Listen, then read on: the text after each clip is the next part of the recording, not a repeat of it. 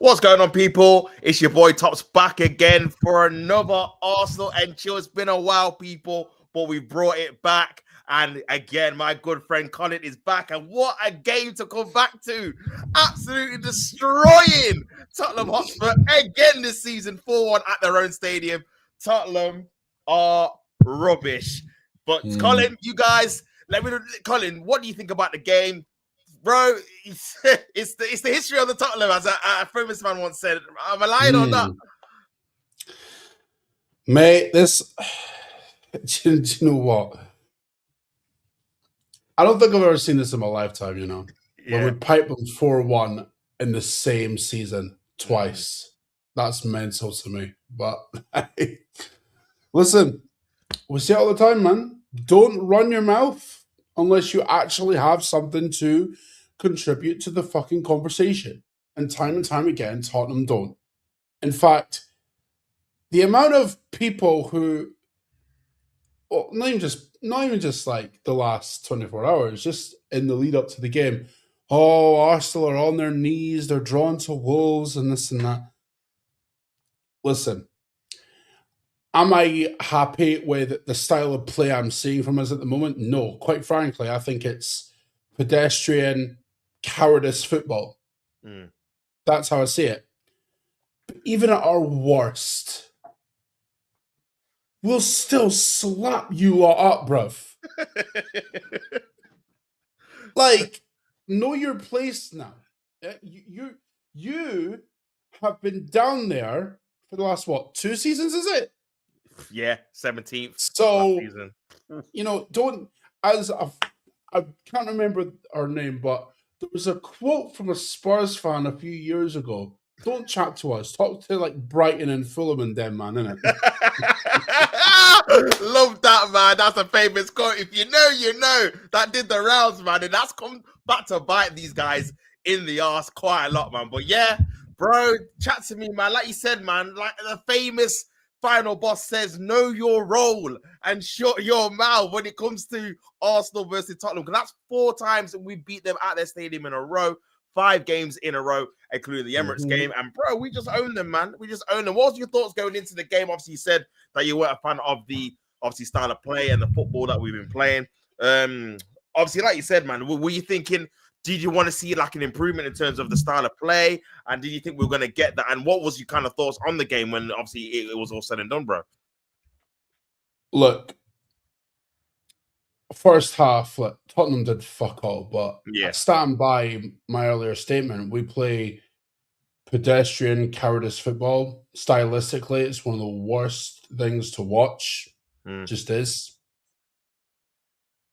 And I'm under no illusion. Like, I'm not expecting a huge change stylistically. Like, I'm just not. As long as the manager is here, I know I'm not getting that, right? So I'm just like, well, if we win trophies with it, great, but you better fucking win trophies with us, because I'll tell you now, I'm not putting up with crap football from my club. I didn't put up with it with Milan. You think I'm not going to have the same energy from my club? Yeah, facts. Nah, bro. Nah. And Wolves the other week, I'm sorry, that was the most disgraceful performance I've ever seen. And I've seen a lot of those, by the way, down the years. But to be 2-0 up, and truth be told, we didn't even deserve that, to be honest.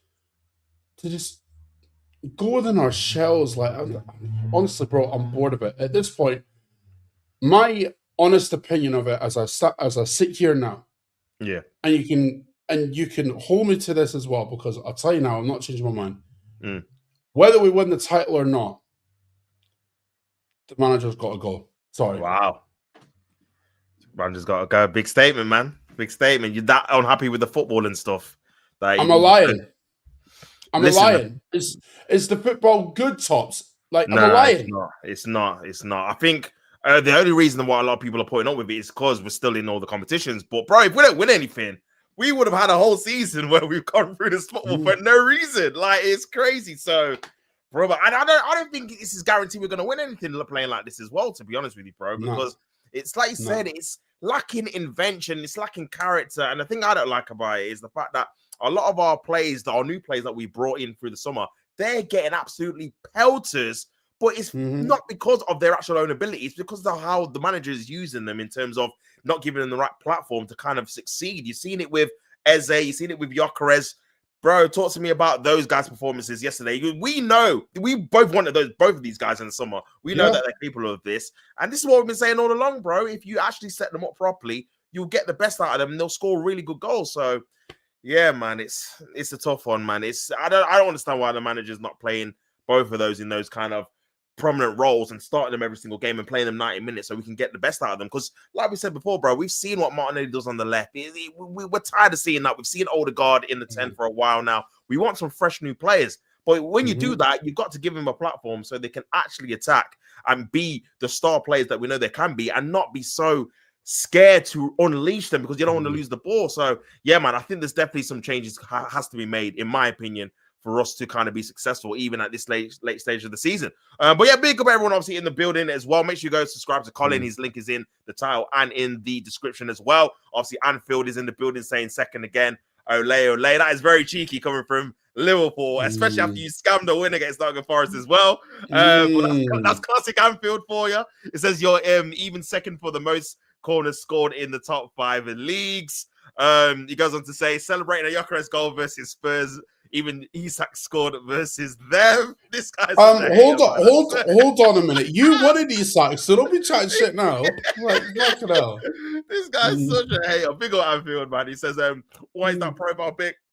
When did Vinny Jr. join Arsenal? Hey, listen, I just type it in. I don't know what's going on in terms of what it comes out with. So big up yourself. And big up Kevin in the building. Says, yo, big up yourself, bro. Hope you are well, man.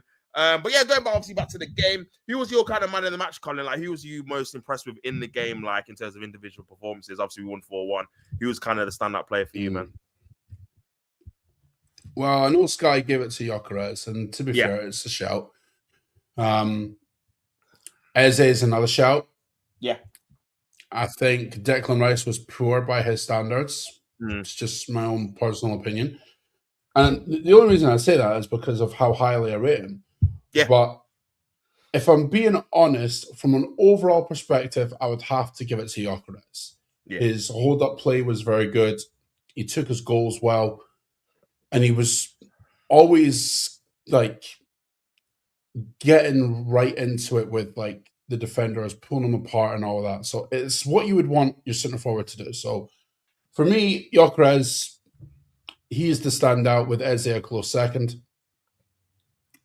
I will say this, though, because we've gone into the manager briefly, but not all the way, right? Yeah. Explain to me how you can take Eze, who's balling out at Palace, Gyökeres, who was scoring goals for fun at Sporting. Madueke, I'm not really worried about because he was always inconsistent, right? But those two specifically. Yeah. How can you take Gyökeres and Eze and what they were doing at Sporting and Palace between the two of them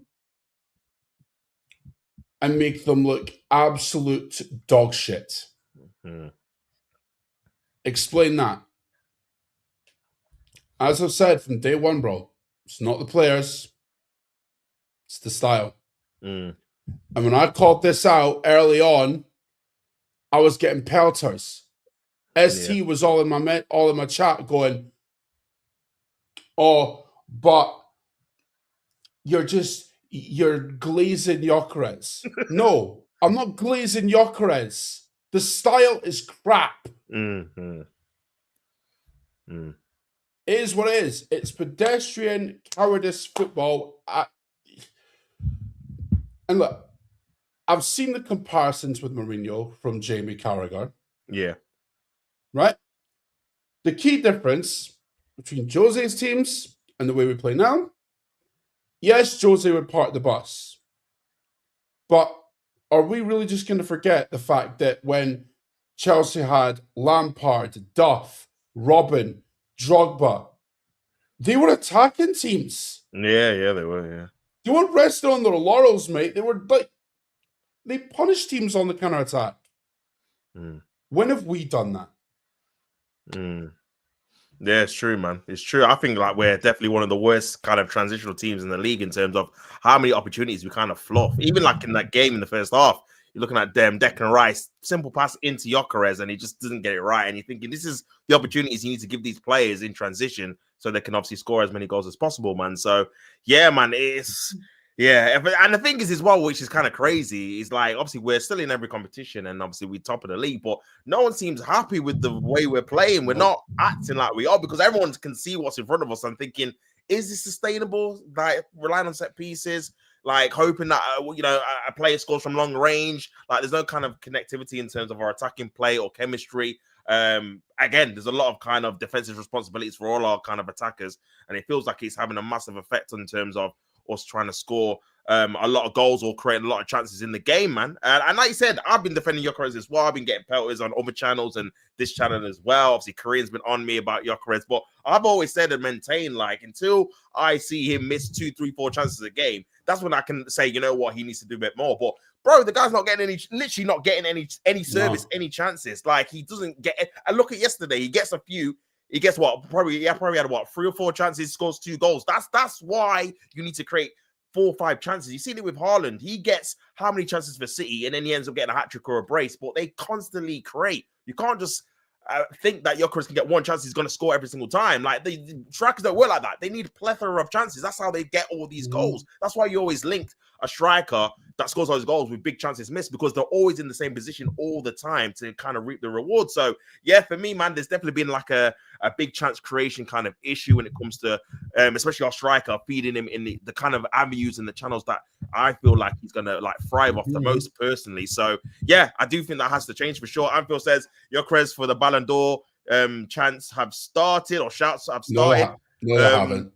Don't be lying, Anfield. Yeah, trust me. Big up TC Gaming says, what Arsenal bottom of the league?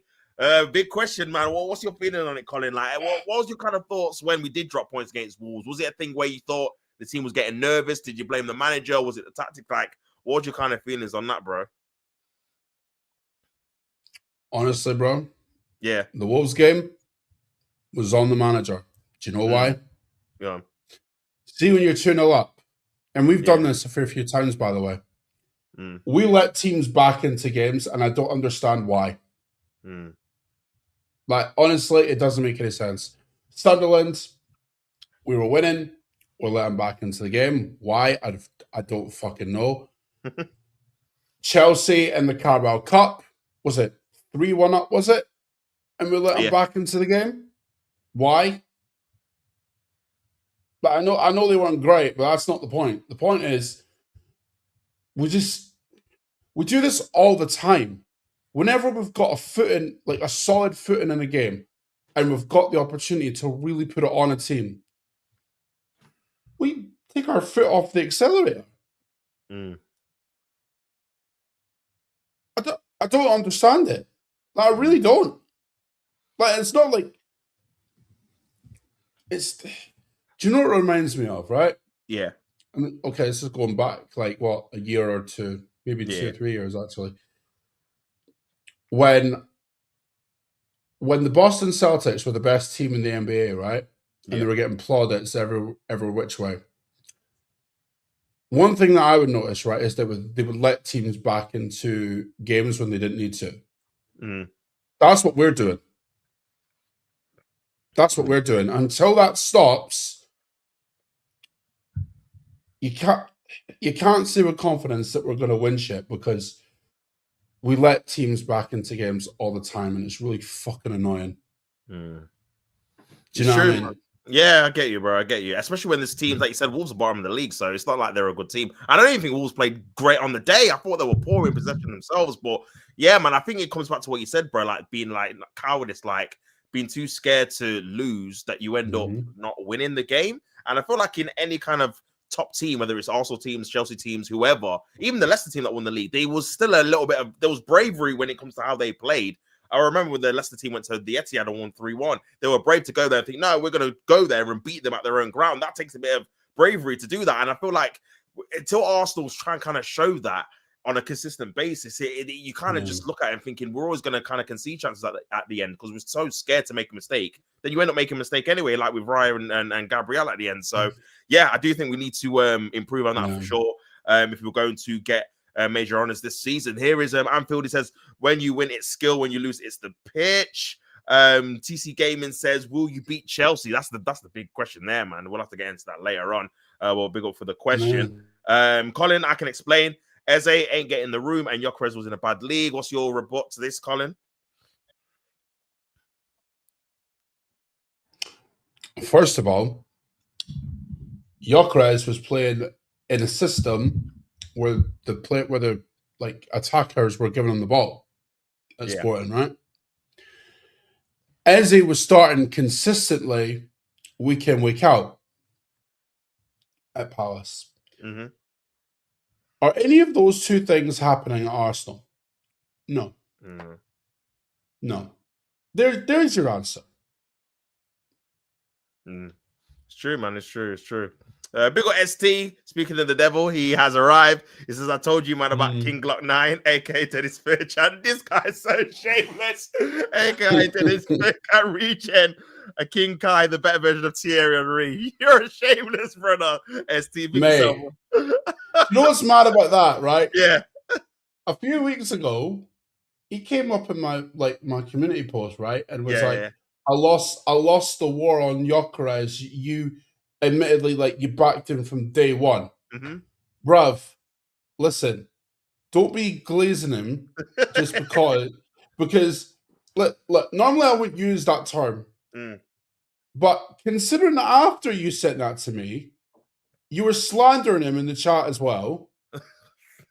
Don't be switching up, man. Fucking hell. Oh, I tell you, ST, man. What you done, bro? Big ol' ST says, you know who's surprised? Mascara at right back, low-key cuts. Yeah, you know what? I do want to talk about Mascara, actually, man, because I feel like he's definitely gone under the radar. Someone that would cost 13 mil, Colin. I feel like he's come on and did a very good job. His debut season in the Premier League, he's filled in at centre-back and right-back. Talk to me a little about Mascara, man. Have you been impressed with him so far this season, bro? Very impressed. Very impressed. He's still, I would still say he's raw in terms of how he plays. Yeah. Still young and still finding his feet a little bit. But what I will say is, when he has played, he doesn't look out of place. He's got, his composure is very good from what I've watched. And whenever he plays next to Gabriel or Saliba, he's not the one that's at fault for goals that happen when he plays. He's not. Because from what I've seen this season, Saliba's cost us a few goals. Yeah. Gabriel has as well. I can't think of one that Mascara's been at fault for. I mean, obviously he gave away the corner, but that was still Gabriel's fault, in my opinion, when he didn't against Newcastle, when he was too weak against Verdemelder, man, for the header, man. So yeah, I think it's been really, really good, man. And like I said, a young centre back, 13 million on the radar. I feel like he's been underrated in terms of how important he's actually been in terms of, like you said, covering injuries. Saliba was out for a period of time. He was obviously starting. And then Gabriel was injured after obviously got injured for Brazil. He was starting. And now Timber looks very fatigued as well. So I think him might have, and obviously Ben White is kind of unreliable at this moment in time. So yeah, I think he might have to have a spot at right back just for the time being until we can get our actual right backs up to speed, man. So yeah, I'll tell you what, that's another topic of conversation. Actually, can we talk about how poor Arteta's rotation is? Yeah, it has been pretty. It's really bad, isn't it? Yeah, it has been, man. It has been, bro.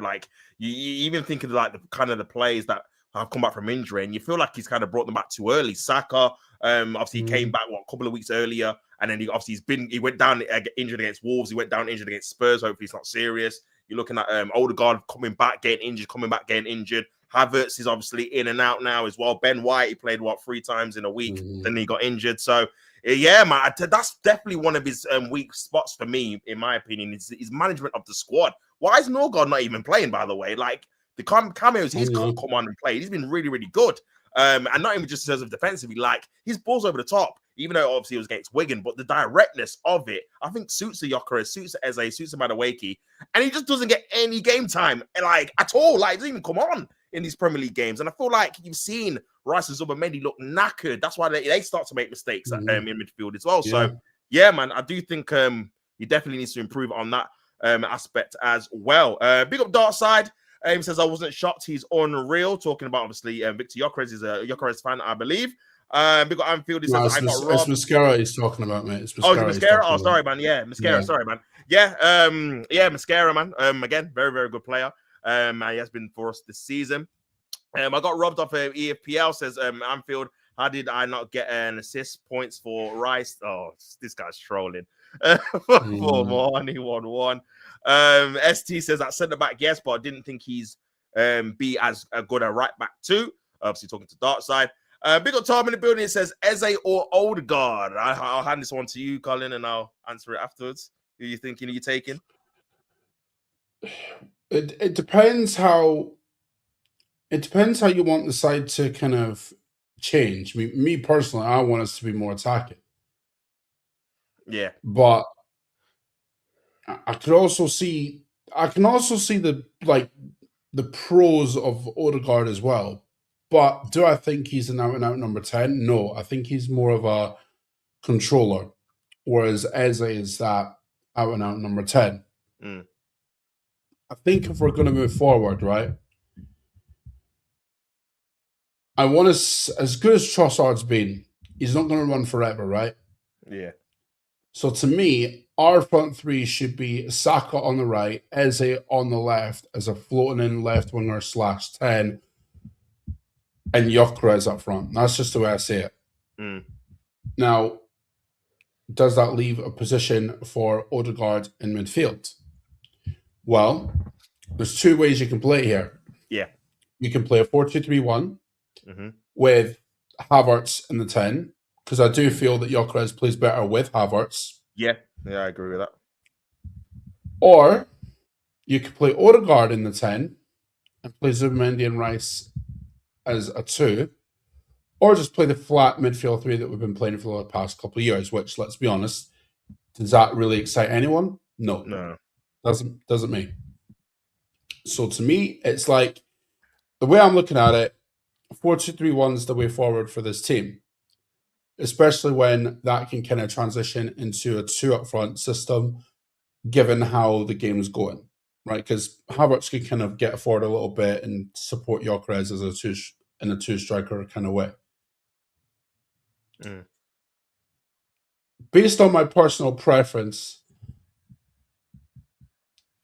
I would rather Eze play over Odegaard.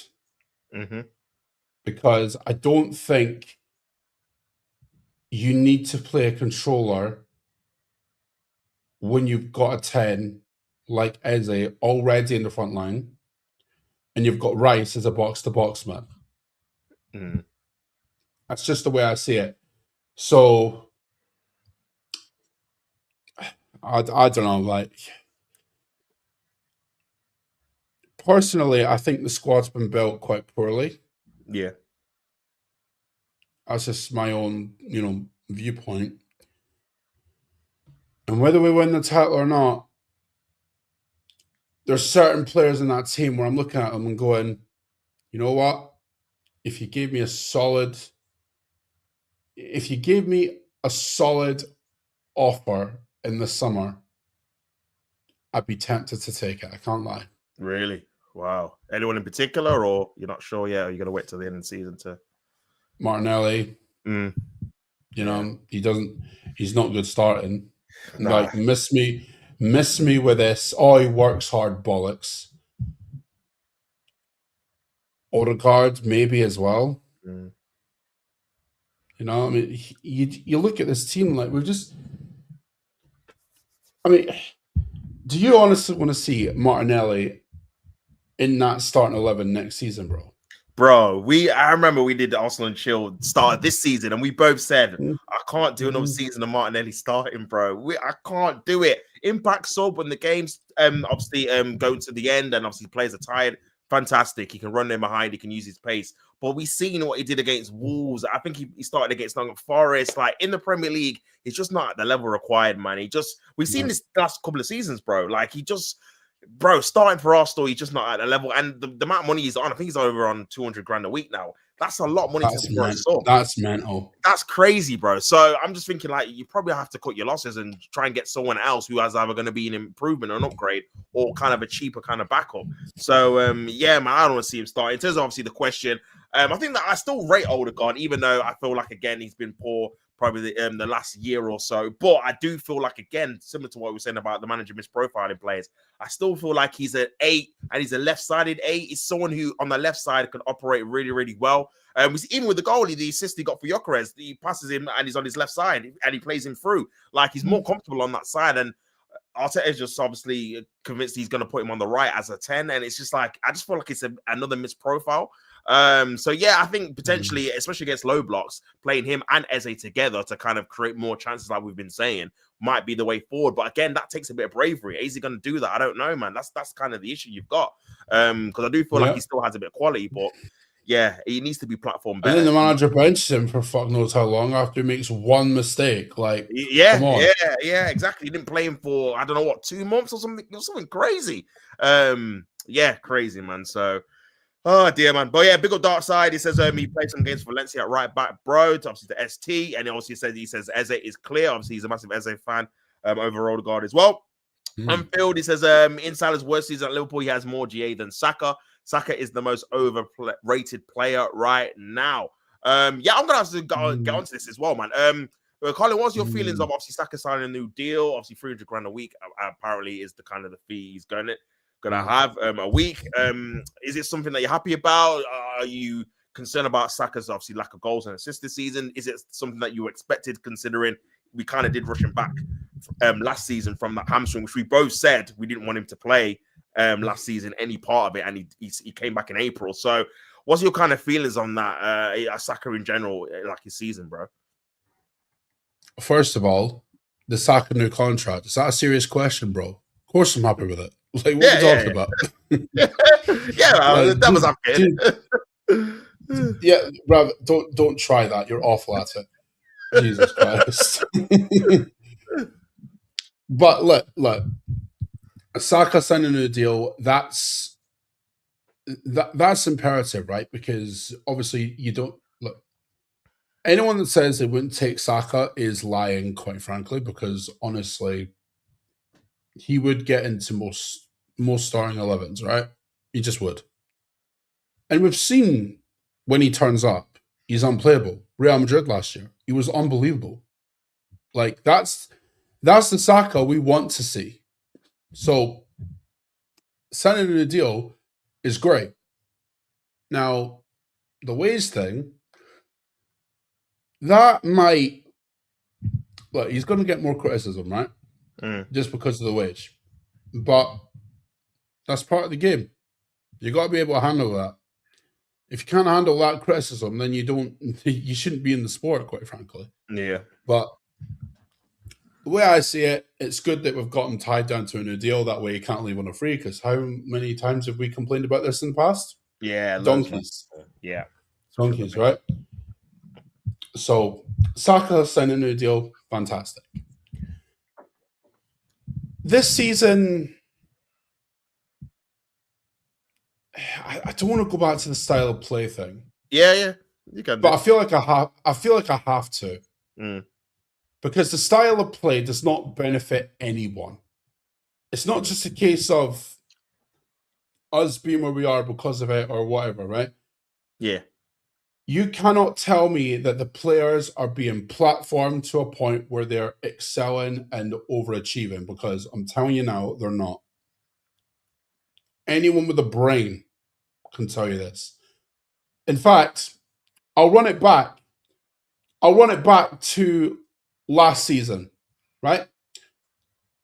When Milan appointed a counter-attacking manager after they sacked a possession-based manager. Yeah. What was the one criticism I had of that at the time, Tops? I know you know the answer, but what was the one criticism I had of that move at the time? Yeah, I know the answer. Yeah, you said it was. Yeah, I remember you said that, man. It says that there was too much of a drastic contrast between what you were playing and then the style you were asking the players that you had at the time to do to swap. It was just too much. I remember you said on Arsenal and Chill, actually, like it wouldn't work. Like it was just too much of a chalk and cheese thing. So yeah, that's a good point, actually. And I was proven right Yeah. because Fonseca was sacked, as was Conceição. So crazy. And while it's not the same with Mikel Arteta, but you can see the contrast in the style in the last few seasons. 22-23 was electric, playing unbelievable, better football than we've seen probably since the Wenger days, if I'm honest. Yeah. And then we go from that. I mean, okay, fine. You get picked by City to the league for the league, right? That's fine, right?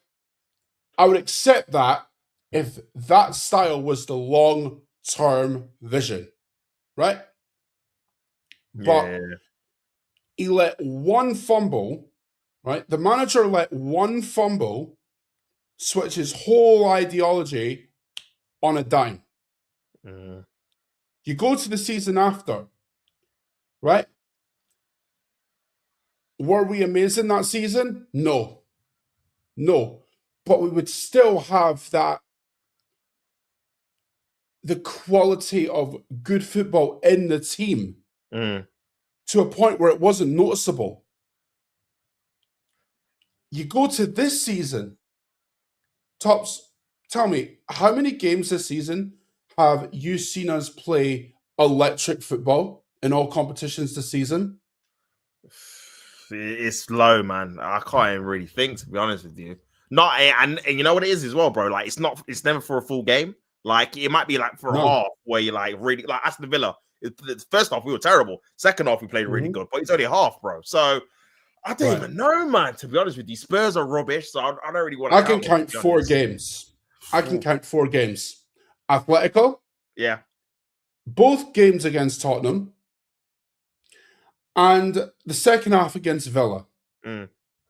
4 games. I've seen us play good football all season. When you say it like that, it's really bad. Are you taking the piss? And we're top. That's the thing. We've been winning games, but we're just not enjoying it. I know what I'm gonna get. I'm gonna get all your moaning because you're not getting the excited brother. Listen, it's not about exciting football or not. The fact is, we're garbage. Yeah, we are garbage. All right. I know. Like ST's pointed out already in the chat. You'll say, like, because the pro Arteta guys will say, top of the league, top of the Champions League, Carabao Cup final, 5th round of the FA Cup. Okay. I'll quote Thierry then. It's all good being in this position now, but if it leads to nothing, what we're doing? That's the key thing, man. That's the key thing. Do you know what I mean? Yeah. And do you know what? That's what I rate about Thierry as well, because he's been consistent with that from day dot. He has. He actually has. Well, yeah. He has, man. Honestly, bro, I don't like the style of, like, I don't like the style, man. I don't. Like, you can say I'm moaning for no reason or whatever the fuck, but I don't give a shit. Quite frankly, the style is crap. We're not playing to our players' strengths. And even though we're in a good position, if it leads to nothing, we're pretty much just wasted a season. Yeah, it's true, man. Go ahead. Tell me I'm lying. Yeah, you guys in the chat, let me know what you think, if you agree, if you disagree, all that good stuff. We've actually got a player in the chat. We've got Martin Zubimendi here. Says, yeah, it's the real Zubimendi. I was for sure the player of the match, right? I'm only joking. I was anonymous in all honesty. Thanks for that comment, Charles were in the chat, of course. ST says, oh, nice. I didn't know that. Obviously about Mascara playing right back. Thanks. Tom says, Havertz or Gyökeres. For me, both? Yeah, both. I was just going to say, I feel like we should be playing them both together, man. I think that would be a really good partnership. because I feel like they have their strengths kind of complement each other in terms of Havertz is obviously better in the air than Gyökeres, but then Gyökeres is more of a killer in front of goal, Who called combination-wise. that, by the way, weeks ago? Who called that? Yeah, you did say, you said when Havertz comes back, that's going to be the one to kind of play together, man. And I feel like it would be very beneficial if we can try and get that going. Obviously, Havertz having a few problems with some injuries, which is understandable considering he obviously had knee surgery at the start of the season. So hopefully he can stay fit and we can see a bit more of it, to be fair. We got Portuguese. Macho says, "Oh, cute Buki's couple, whatever that means. Pick yourself up." It's minutes, bro. Relax. Man changed his profile again. Yeah, of course. I think Eze is more of a goal-scoring player. Says Tom. ST says, "Yeah, agree, Tom." Tom says, "What trophy will Arsenal win, if any?" You better win something. What do you think? Are we going to win a trophy? Do you think we're going to win one? Well, there is a Carabao Cup final against City. Yeah. That's a massive game, by the way. Yeah, that's huge, man. That's a massive one because that might swing the title race in City's favor if they win it.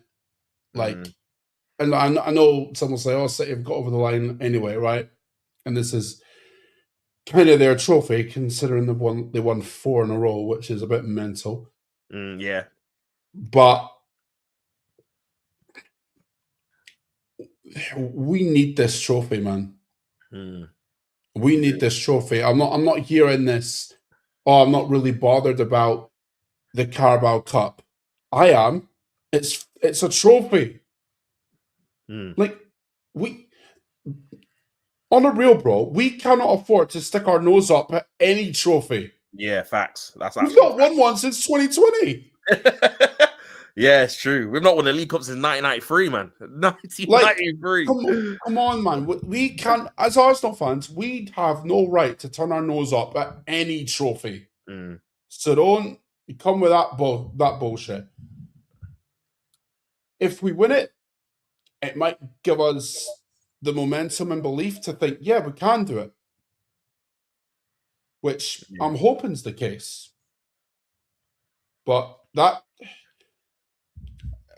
it's weird because the cup final is going to be played a lot later than it has been previously, because usually it's around the end of February, but now it's like near end of March. Yeah. For whatever reason, I don't know. But we can't afford to lose that, man. We can't. That final is a must win. Because if City win it, I don't know. The questions are only going to get worse and worse if we don't win it. Because then the alarm bells are going to go off and thinking, well, that's another final he's got to. Can he get the team over the line? Yeah. It's true, man. And if he doesn't, and the thing is as well, it's against the team we're coming up against in the league as well. So that's the extra kind of, man, if we lose to them, that's a psychological edge. And we've still got to play them at the Etihad as well. So there's so much, bro. There's so much on the line for this kind of cup final, man. And for me, man, I think it's pivotal that we win something because, like you said, man, we're in no position to kind of blow our nose up or stick your nose up at trophies. And the thing is, we're normally out of the Carabao Cup at this stage. We're normally out of the FA Cup. We're normally been dumped out. And this is where I feel like it's beneficial to stay in these competitions as long as possible. Because if it doesn't work or you're having a bit of a wobble in the league, you can use that Carabao Cup as a kind of springboard for you to gain some momentum so you can push on in the league. We've never had that. We're always kind of our last hopes on the league or last hopes on the Champions League. Like there's no kind of using the momentum of cup victories to kind of boost our kind of morale into going into these league games. So it's not so much pressure. That's why I feel like there's so much pressure normally in the league games, because it's like we've got nothing else to play for. We're out of everything. So we've got to win this, or we're not winning anything, and we normally don't win it. So yeah, man, I think for me, we need to kind of use this as a stepping stone or a springboard into kind of winning those bigger trophies as well. But yeah, we can't be sniffing our nose at any trophy, bro. We got to try and win this as much as we can, man, because No. We ain't won one in 6 years, so it's I'll crazy. I'll tell you this, bro. Right, the best example of a team turning their nose up at a trophy was Tottenham under Pochettino. Yeah, Right, yeah, when they would go out the Carabao Cup and the FA Cup, Poch would be like, "Oh, we're aiming for the league. We're aiming for the Champions League. Our expectations are bigger." Look how that turned out. yeah. Terribly, Like terribly, that's not the mentality I want in my club, man. Like terribly, bro. as far as I'm concerned, a trophy is a trophy. I don't give a shit. Exactly, Like man.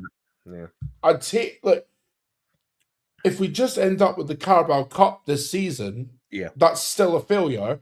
But I'd rather win it than not win it. Yeah, that's the thing, bro. Like, you'd rather win the thing than not win anything. This is why I was kind of confused when people are saying, "Oh, well, we're trying to go for the league, so we don't want the Carabao Cup." But we're not winning anything. Like, we don't win anything. So, like, we need to try and win something first. You know what I'm saying? So, yeah, man, I agree wholeheartedly, man. Big up Henry Ford. It says, "Big up the panel. Big up yourself, bro. Hope you're well."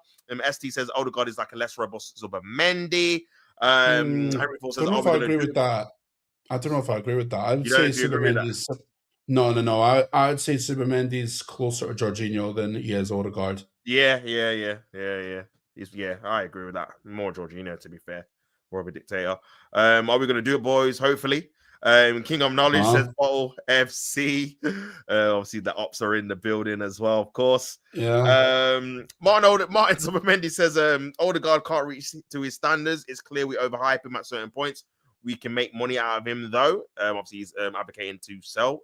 He's right in the sense that we overhyped him because a few people compared him to Kevin De Bruyne. Yeah, which is crazy, man. Nah, Crazy. bro, nah. Come on, man. And this is kind of what annoys me when people do the comparison thing. Like, these players you're comparing to, they've done big things on the big stages. They won big trophies. None of our players at this club have done any of that yet. Like, you got to wait until we achieve that before you start putting them in these conversations, man. It's ridiculous. And look, some will say, "Oh, De Bruyne plays in Serie A. That's a dead league."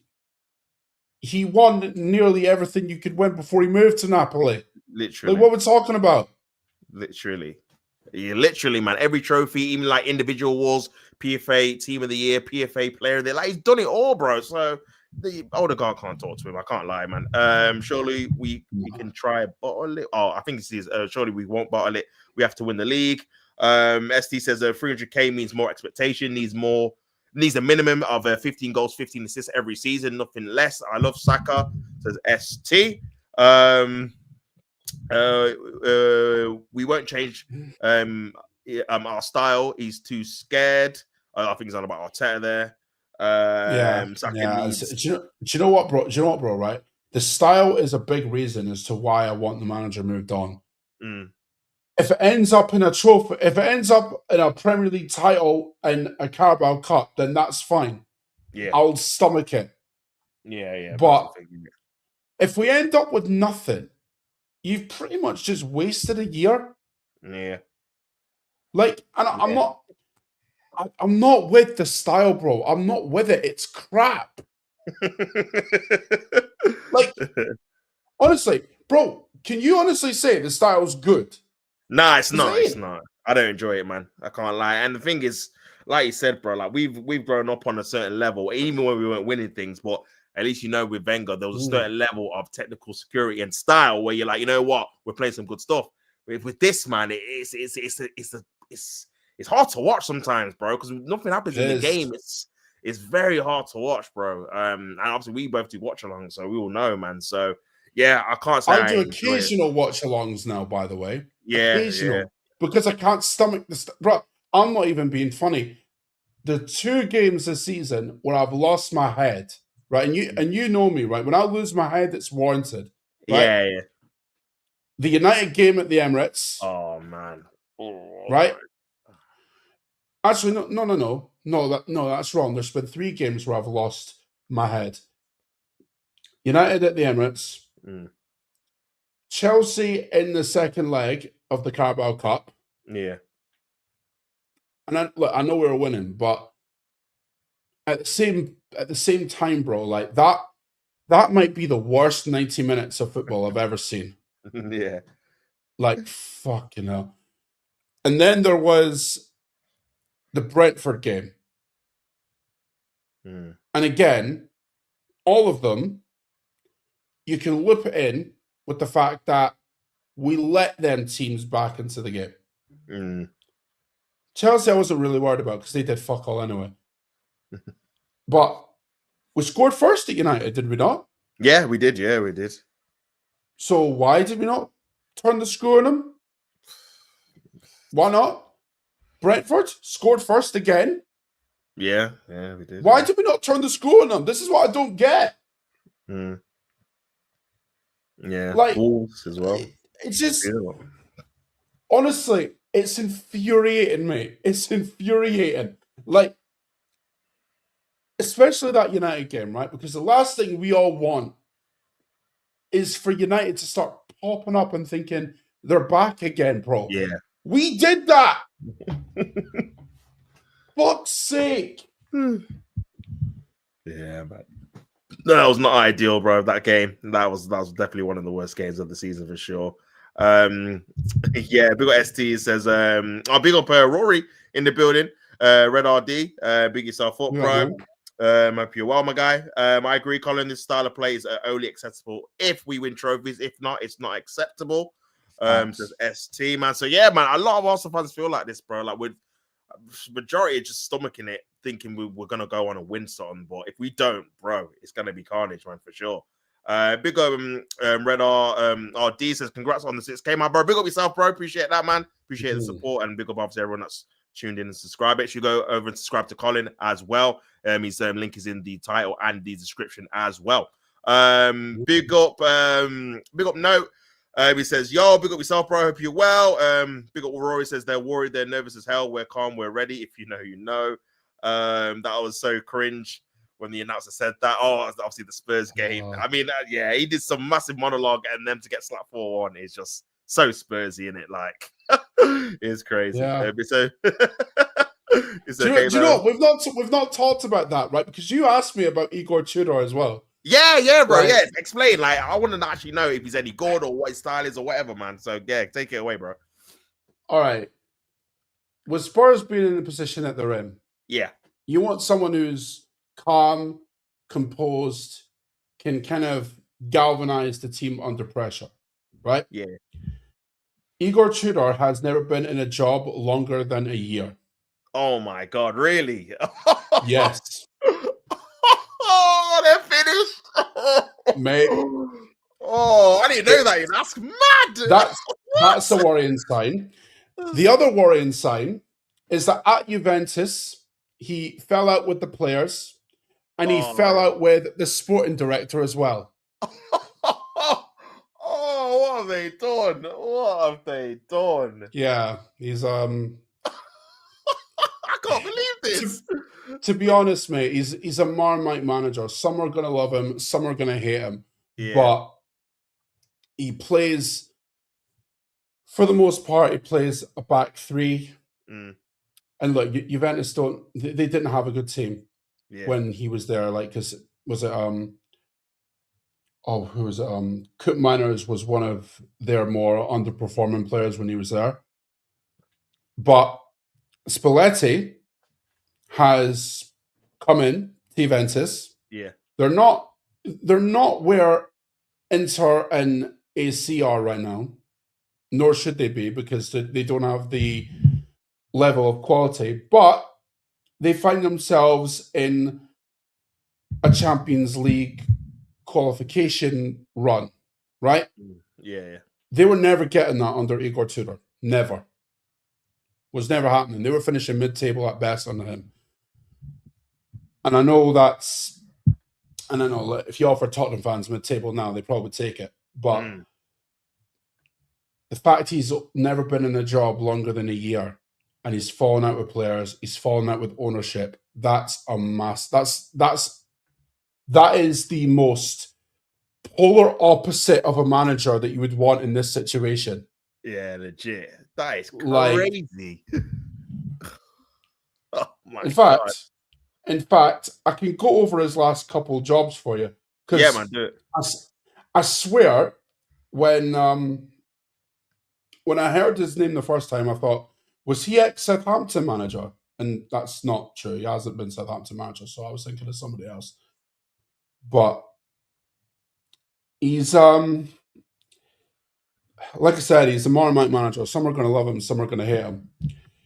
He was his first job was Hajduk split from 2013 to 2015, so more or less 18 months. Yeah, flip it out. He was at PAOK from 2015 to 2016.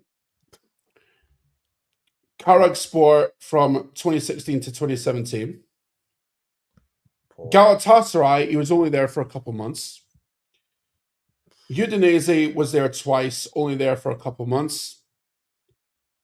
He went back to Hajduk Split in 2020, only there for a couple months.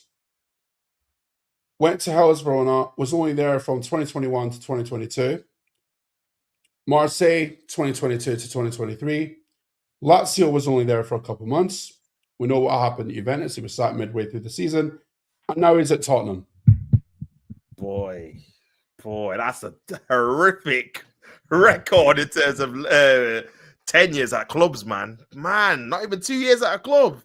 Flipping hell. Yeah, they're in trouble, man. They're in trouble. They are in trouble, bro.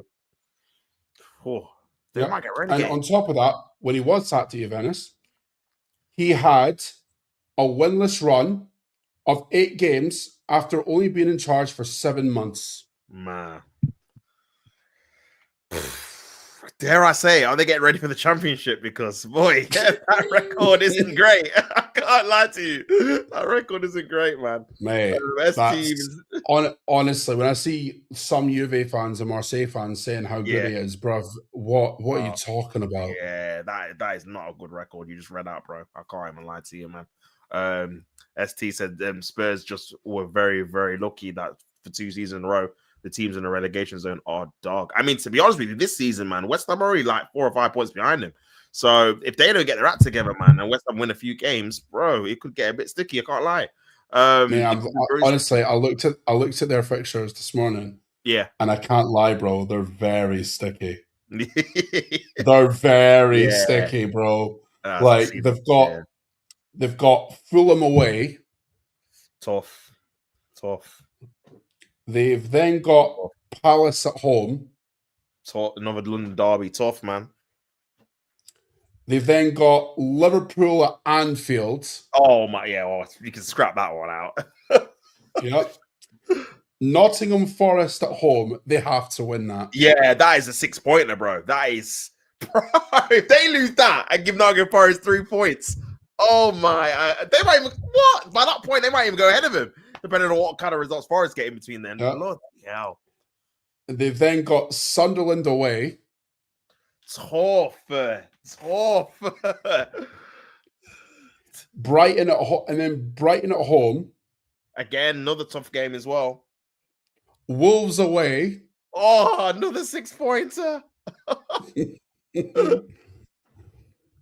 What's the next one they've got? Villa away. Oh, yeah, they're losing to Villa away, man. Yeah, Villa away? Yeah. They've lost that. They've then got Leeds at home. Tough, man. Leeds are in good form at the minute. Only lost 1 game in this calendar year. Then they have to go to Stamford Bridge. Oh, they never win there. That's a loss.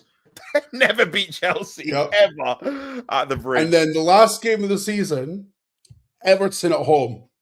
Oh my God, their fixtures are tough, bro. I don't even know where they're going to get a next win from. Oh my gosh. The thing is, their home form so bad as well. Right, so as he's saying they beat Palace, all right, so they draw to draw against Forest would be a bad result, you know. Yeah, well, they're going to beat them, man.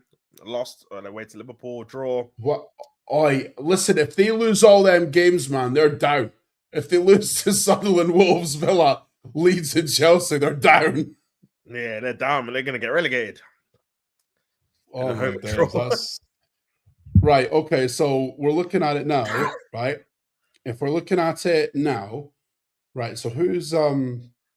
Right, so West Ham are currently... Right, the only 4... Oh, God, the only ones that are certified down are Wolves and Burnley, really. Yeah. So West Ham's next couple of games Liverpool at Anfield, Fulham at Craven Cottage, they probably lose that. Well, lose both of them, actually. West Ham against City, they lose that. Villa, they might lose that as well. I tell you what, if West Ham beat Wolves, man, long day for Tottenham, man. Long day, bro. Long day, man. If that happens, then what saves them is the fact that West Ham's fixtures are just as difficult because going into the end of the season, they've got to play Palace, they've got to play Palace, Everton, Brentford, us, Newcastle, and Leeds. Okay, so that saves them a little bit. But yeah, that's crazy, man. For me, I can't even... Bruv, you look at them, those results in the last 6, 4 losses out of 6. That's insane. That is horrific. They've not got a green. Oh my god. These Mate, they might go down. West Ham have got 3 wins and they're below them. Fucking hell, barely man. won a game in that time. Oh, they actually might get relegated. Like, trolling aside, they actually might go down, bro. I didn't realize it's that bad. Do you know what, though? Me personally, I'm not that bothered if they go down, right? Because my main priority is winning trophies. I couldn't give a fuck about Tottenham because, as you know, I've never considered them rivals, bro. Never. As far as I'm concerned, my rivals are Chelsea, United, Liverpool, City. Yeah. I don't give a fuck about them lot. Like, they've operated like a championship club, like, since Daniel Levy's been in charge. Yeah, for sure. Like, scrambling for fucking money, bro. Bro, they're trash. I didn't realize they're that bad. Oh, my God. Listen, 29 points. 20, bro, it's only 4 points. Oh, my God. I don't even know when they're going to get the next one. Would I say it's a fall from grace, ST? No, because for it to be a fall from grace, they would have had to, like, achieve something. One Europa League change is nothing for me. And I'll tell you this, and Tops will back me up.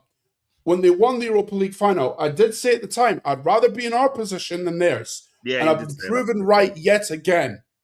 You did say that. You did say it, I remember. Big up Carlos in the building. With the laughing emojis. Bro, Tottenham are terrible, man. Mate. They are terrible. Do you know what would be funny? Right? Chelsea was the club to relegate them. Oh, man. It actually might be that case, you know, because, again, they played them, honest to God, they would honestly... Tottenham would never be able to live that down, man. Never. Bro, because for the longest time, Chelsea would just hold it over their head like, we stopped you for winning the title, and now we got you relegated. Yeah. Obviously, the Battle of the Bridge, and then, crazy, man. I mean, you look at they've won 7 games out of 27, man. Oh, like, bro, that is so bad. I mean, we've won 7 away games. Never mind 7 in the whole competition. Oh, mate, my Lord. Mate, that's 2018 Arsenal form, mate. Yeah. Oh, it is. You know how bad we were then. Yeah, we were bad then, man. We were bad then, bro. Never this bad, but bad nonetheless. Yeah. This is next level, man. I mean, like I said, they're looking at Forest's games thinking, if Forest win and they lose the next game, they're going down to 17th, bro. Like, Aye. It's tough out here, man. It's tough. Yeah. I mean, Forest fixtures are actually quite difficult as well. Yeah. That's what saves Tottenham, really. The fact that the clubs below them are they have difficult fixtures as well. Like, because Forest run going into like the last 10 or so games. Brighton away, City away, Fulham at home, Spurs away, Villa at home, Burnley at home, Sunderland away, Chelsea away, Newcastle at home, United away, and then Bournemouth at home. Oh, that May is horrible. Oh, Chelsea away, Newcastle at home, Man United away, Bournemouth at home. Yes, no, that's not ideal. Them 2 away games are not ideal, man. To be fair, so No, they no, no. might get They off. might stay up just for the fact that the clubs below them have just as bad a run. Yeah. That's a tough month. To be fair, they're gonna have to beat a team you're not really expecting, or a few teams. To be fair, especially away, Man United or Chelsea. So yeah, man, and they'll probably be fine for Champions League as well. So it'd be a high stake game, innit? But yeah, man. But yeah, we'll probably wrap it up there. Obviously, ST says, Carlos, have you ever been on holiday to Burnley? Nice plays, obviously, Carlos. Chelsea drawing at home to Burnley. Another man sent off. Want to miss the Arsenal game as well. Wow. So yeah, crazy, man, crazy. But yeah, man, it's been another good episode of Arsenal and Chill. Colin, let the people know where they can find you, bro, and if you got anything coming up, my man. Yeah, you can head over to Much Arsenal. We've got a 15-16 Arsenal zip going on over there, which is quite fun. Nice. I mean, I've got a cup final with Spurs coming up as well, so I'm a bit nervous for that one. Fuck it up. But I mean, we're doing okay. We're doing okay. We're second in the league right now. Okay, decent. And we're chasing down City, and you know, it's one of them. The idea would be to kind of use the window for the second season promptly, where we get the peak of Alexis to win a title. Yeah. But hey, we'll see what happens, man. It's interesting. Say it that way. I'm trying to do better than Wenger, right? That's the vision. That's the vision, you know. Yeah, I hear it, man. So yeah, make sure you guys tune over and go over to Colin, and make sure you subscribe over to his channel and check out all of his content over there. But yeah, man, it's been your boy Tops. We'll be back probably sometime at the weekend to talk over Arsenal again or watch one of their games. But yeah, man, it's been another good stream. It's been your boy Tops and Colin. Until next time, people, we're out. Peace and love.